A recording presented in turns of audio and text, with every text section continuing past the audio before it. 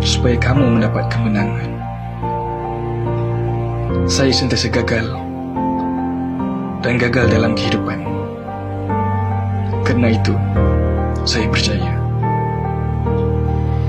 permulaan bagi setiap kejayaan adalah keinginan. Orang yang berjaya sentiasa melakukan sesuatu yang tidak ingin dilakukan oleh orang yang gagal. Jangan mengharap dirinya mudah. Sebaiknya mengharap diri anda lebih bagus. Jangan biarkan ketakutan pada kegagalan melebihi dari kemanisan kemenangan. Orang yang berjaya dalam hidup adalah orang yang nampak dengan jelas tujuan dan matlamatnya ke arah tanpa menyimpang. Kebanyakan orang gagal bukan kerana bodoh, tetapi mereka gagal kerana melakukan kerja bodoh.